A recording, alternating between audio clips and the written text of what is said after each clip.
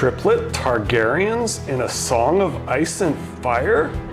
What madness is this?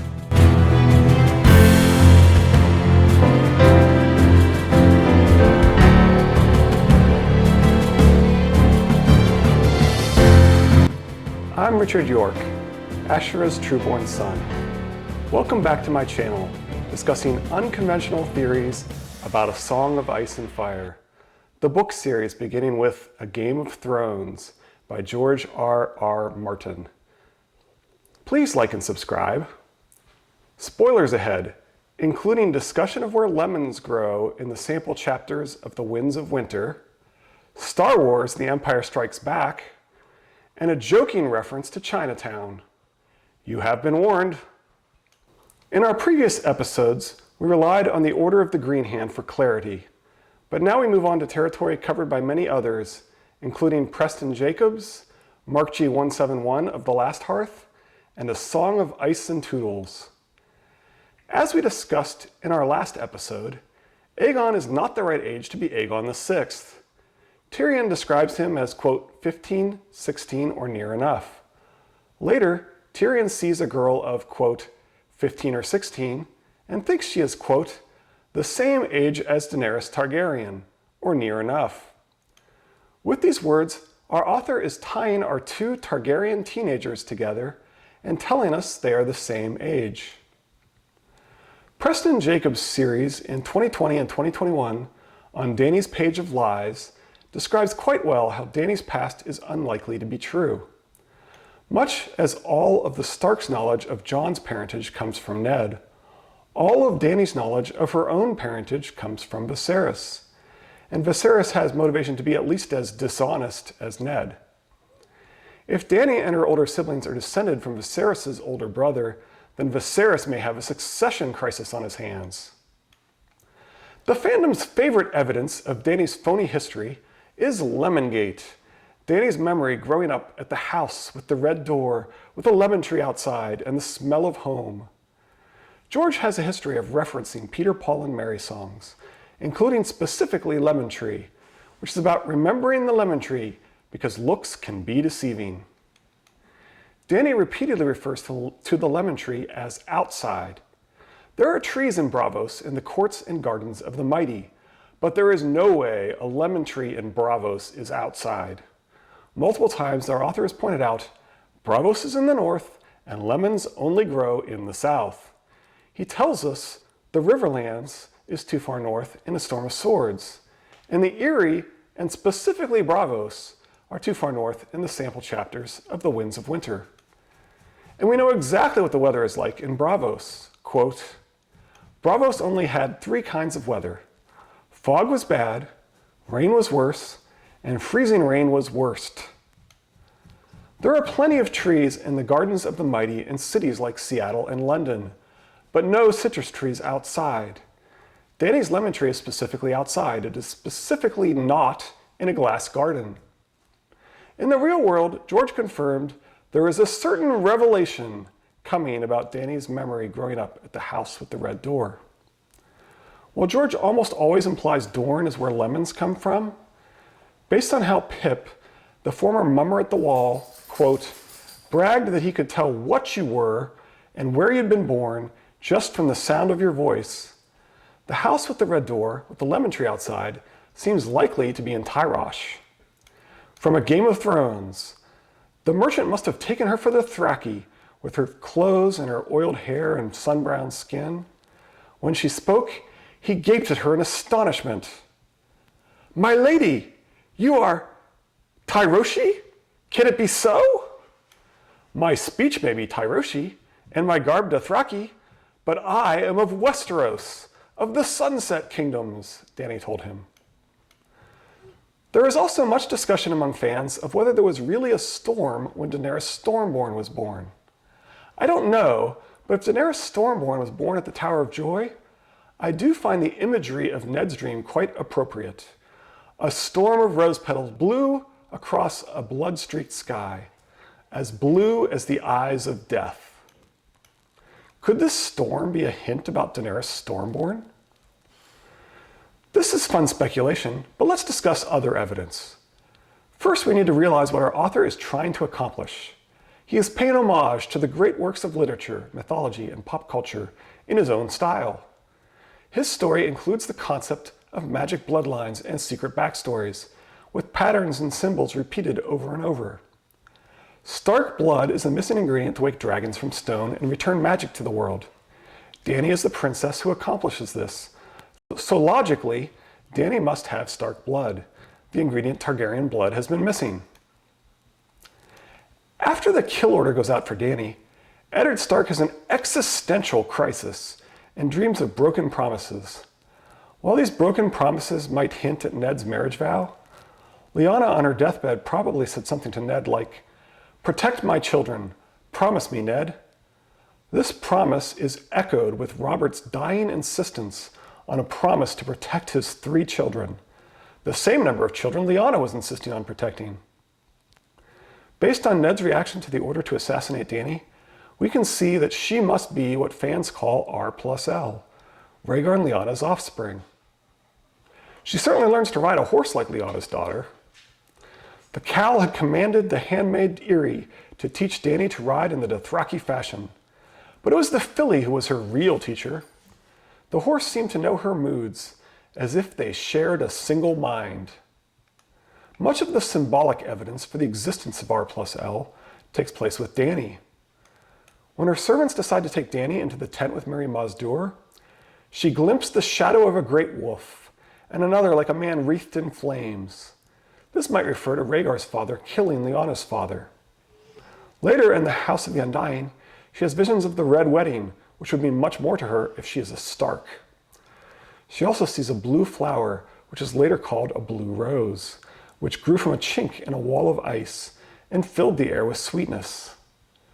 George knows readers will interpret the wall as Jon Snow because we are in Jon's head, but given Jon is nowhere near the wall at the time and might not be associated with the wall when Dany arrives in Westeros, the wall representing Jon would be very unfair to Dany.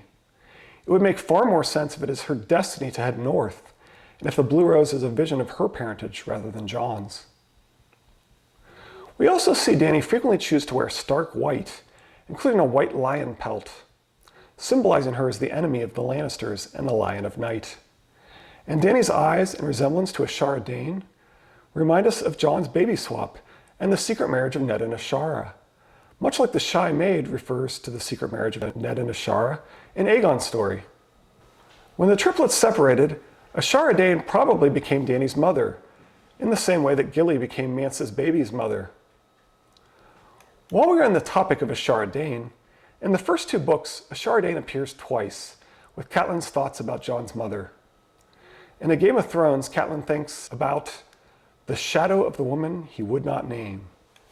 In A Clash of Kings, she found herself thinking of Jon's mother, that shadowy secret love her husband would never speak of.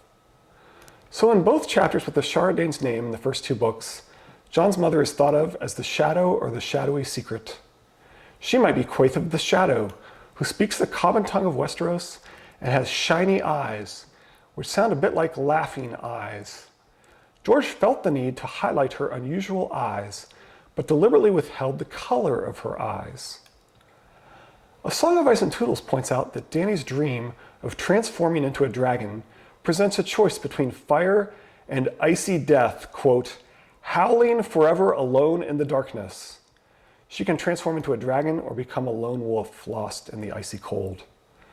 So here we have Dany again with prophetic visions of a wolf paired with fire or dragons. Our author keeps associating Dany with the combination of wolf and fire because she is the combination of the wolf and the dragon. Hers is the Song of Ice and Fire, even more so than with her brother Aegon. As we said about Jon and Aegon, trust the symbolism. Tootles also discusses how our author uses language that conflates Dany's father and Rhaegar. In Daenerys' chapters, the name Rhaella appears twice, as Rhaegar's mother and as the love of Bonifer Hasty, only barely associated with a question about Dany's parents.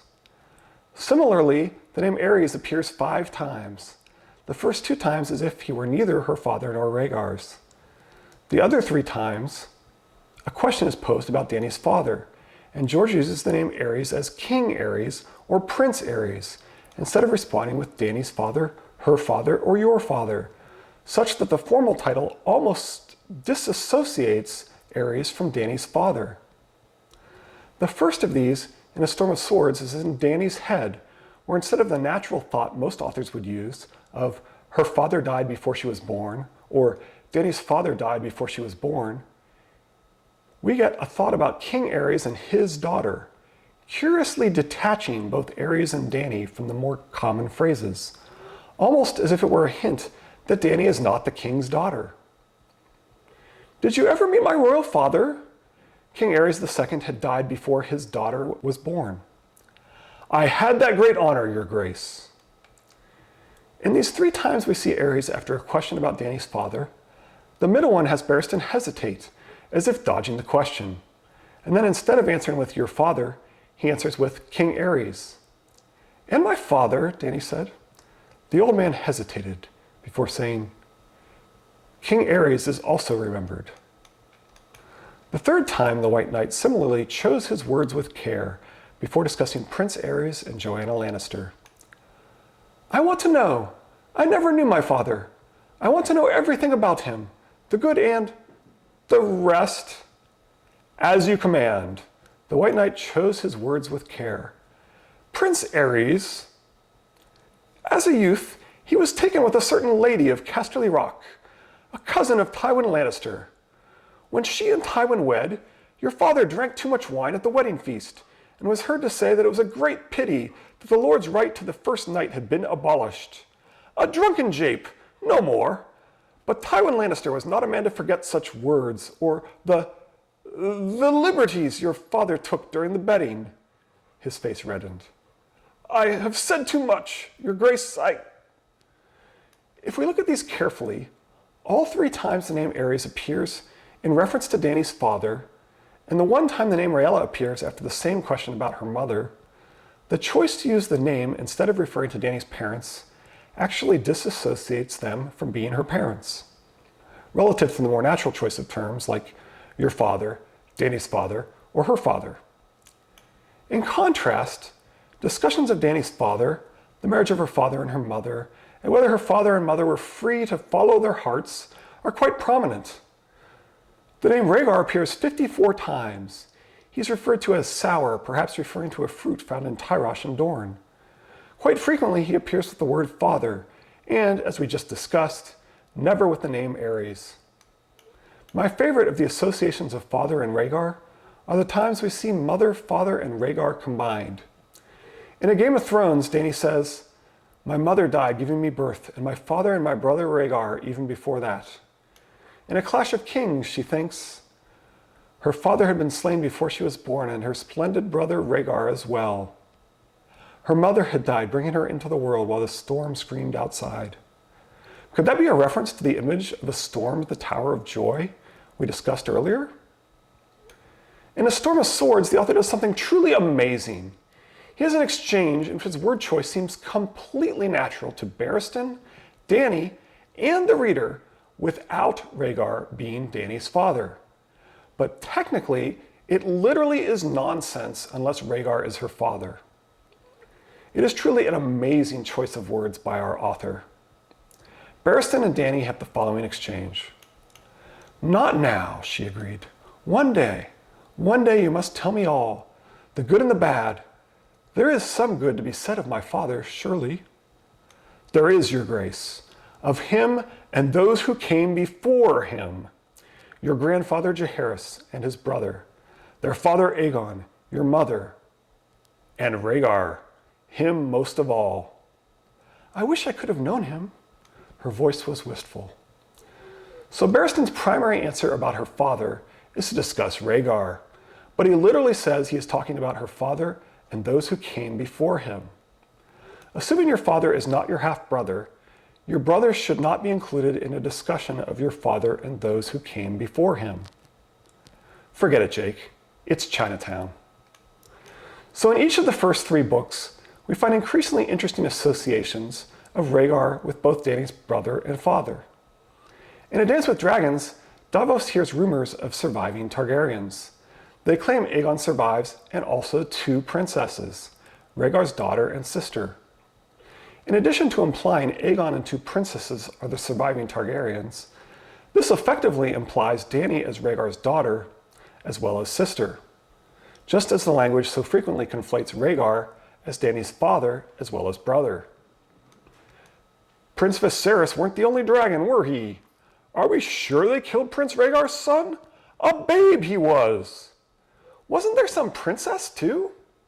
Two. One was Rhaegar's daughter, the other was his sister. Let's look at a quote that combines Dany and Aegon being of similar age, Dany choosing stark white, and the association of Rhaegar with the word father. The floppy ears she chose today were made of sheer white linen, with a fringe of golden tassels.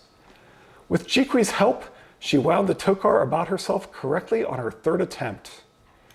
Irri fetched her crown, wrought in the shape of the three-headed dragon of her house.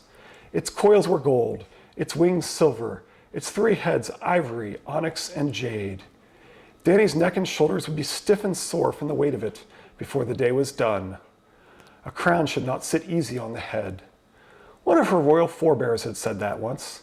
Some Aegon, but which one? 5 Aegons had ruled the 7 kingdoms of Westeros. There would have been a 6th, but the usurper's dogs had murdered her brother's son when he was still a babe at the breast. If he had lived, I might have married him. Aegon would have been closer to my age than Viserys. Dany had only been conceived when Aegon and his sister were murdered. Their father, her brother Rhaegar, perished even earlier, slain by the usurper on the Trident. This discussion of how there would have been a 6th Aegon leads nicely into our previous episode's discussion of how the 3 heads were Aegon and his sisters. In Dany's vision in the House of the Undying, when Rhaegar tells her the dragon has 3 heads, it feels like he is telling her she is the 3rd head, which is true. But when Aegon VI is born, Rhaegar has not yet added the missing ingredient of Stark blood, and thus Rhaegar has not yet fathered the first 2 heads. Dany is told the 3 heads are Aegon and his sisters. Yes, said Dany, but my brothers are dead. Dany realizes, and George is telling us, the 3 heads of the dragon should be siblings. Later, she thinks, the dragon has 3 heads. There are 2 men in the world who I can trust if I can find them. I will not be alone then. We will be 3 against the world, like Aegon and his sisters. Yes, Dany, there are 3 heads of the dragon, but while you and the fandom seem convinced there are 2 men who are not your brothers, the 3 heads are not just like Aegon and his sisters, they are Aegon and his triplet sisters. The whole point of Dany having a fake backstory with an outside lemon tree in a city with weather worse than Seattle or London is to hide from Dany that she is wrong about her siblings being dead. When Dany dreams of Rhaegar in a Game of Thrones, Dany lifted his polished black visor. The face within was her own. This reminds me so much of Luke Skywalker and his secret parentage. Luke sees his own face behind his secret biological father's shiny black visor and eventually learns the truth. Will Dany learn this same truth? To quote Illyrio, Viserys was Mad Aerys' son, just so. Daenerys is quite different. So in conclusion, symbolism points to Rhaegar and Lyanna directly from Dany and indicates she is part white, icy, howling death and part fiery dragon. The language distances her from Rhaella and Aerys. The language frequently pairs Rhaegar with the word father, with George carefully choosing words that tell us Rhaegar is her father, but choosing those words so they can easily be dismissed. The lemon tree is clearly outside and therefore cannot be in the weather of Braavos. The point of this is for the 3 heads to be Aegon and his sisters. And Ned's promise was broken once the kill order went out for Dany. But this is just a small sample of the evidence. A Song of Ice and Tootles, Mark G. 171 of The Last Hearth, and Preston Jacobs have much more to offer than I could cover in any reasonable length. Thanks to them and others for all their analysis, especially Reddit users Can I Try To and The Great Busey for telling me about the Triplet Targaryens in A Song of Ice and Fire. Before we move on to Aegon's older sister, we need to understand secret Targaryen symbolism and use shrewd eyes to understand who took her. So next time, we'll be examining the symbolism of, and evidence for, Oedipus, the incestuous queen Okay. Sir Jaime, the Kinslayer. Please like and subscribe. Until next time, 7 blessings.